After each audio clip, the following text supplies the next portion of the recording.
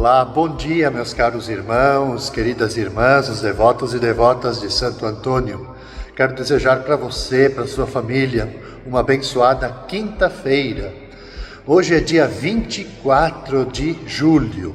Nós vamos rezar nesse dia, meditar em nossos corações e mentes com o Evangelho de Mateus, capítulo 13, versículos de 10 até 17.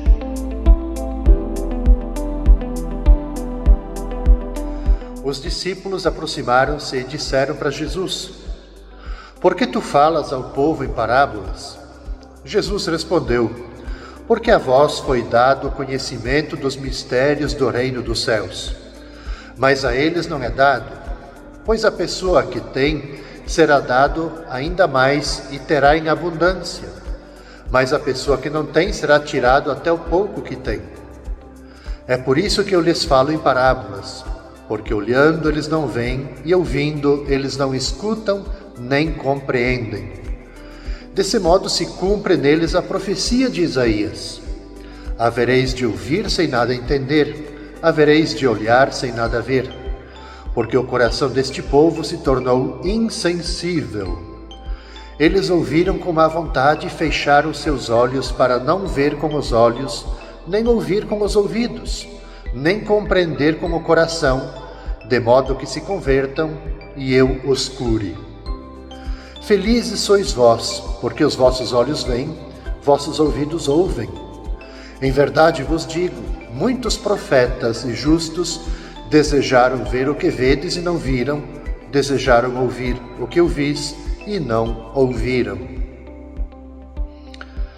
Meus caros irmãos, queridos devotos, a motivar o discurso de Jesus tem essa pergunta: por que usas parábolas para falar com eles? Quem são eles? Os que não reconheceram em Jesus a concretização das esperanças messiânicas de Israel.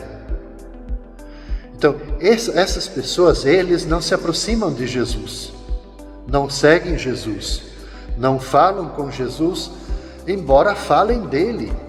E por isso, claro, não escutam a sua resposta.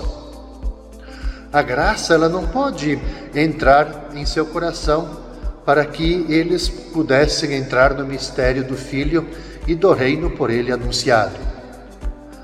A situação deles é até pior. Não só não estão com ele, com Jesus, mas estão contra ele. Então, caros irmãos e irmãs, é preciso sim da nossa parte tomar consciência de que há alguma fantasia em relação à questão de ver Jesus. Veja, tem gente que lamenta o fato de não ter sido contemporâneo de Jesus.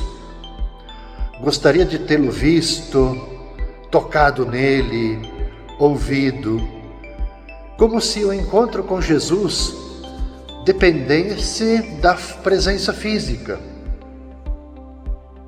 Quem rejeitou a sua pretensão e o condenou à morte, ouviu e o tocou, mas nem por isso acreditou.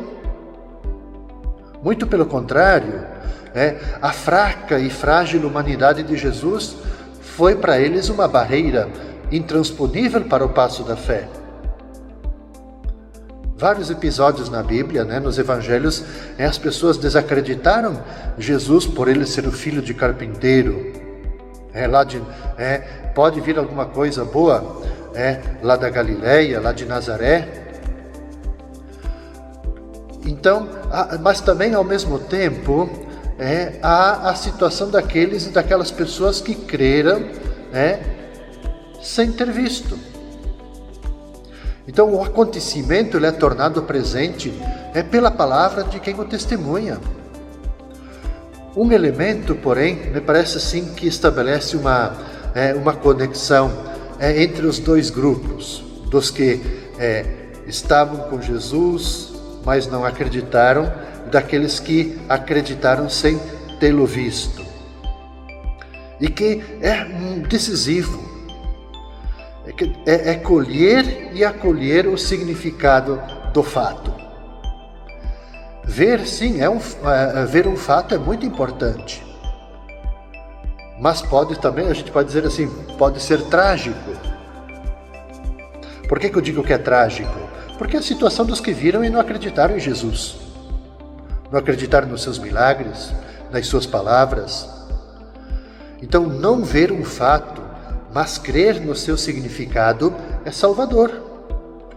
Porque isso foi exatamente a segunda geração, somos nós hoje, de nós acreditarmos sem termos visto, sem termos tocado, mas a gente não ver, mas crer no significado, crer nas palavras de Jesus, isso é salvador para a gente. E o mais importante no ser humano, então, não é o ver, entre aspas. O ser humano, nós somos alguém capaz de ler a realidade. Todo acontecimento é um sinal. Todo sinal ele tem um significado. O sinal só é significativo para quem entende o sinal. Por isso que a fé, o texto ele alude à fé, nos leva à fé. A fé é justamente essa leitura que, vendo e acolhendo o significado, acolhe o fato. Isso é fé. Pensamos nesse dia, nesta quinta-feira, que o Senhor Deus, Ele aumente a nossa fé. Que nós estejamos com o nosso coração, com a nossa mente, sempre abertas para acolher, para a gente poder, de fato, entender as coisas. Pedir sempre o discernimento do Espírito em nossas vidas. Que Santo Antônio te abençoe, que Ele te guarde e proteja. Paz e bem, até amanhã.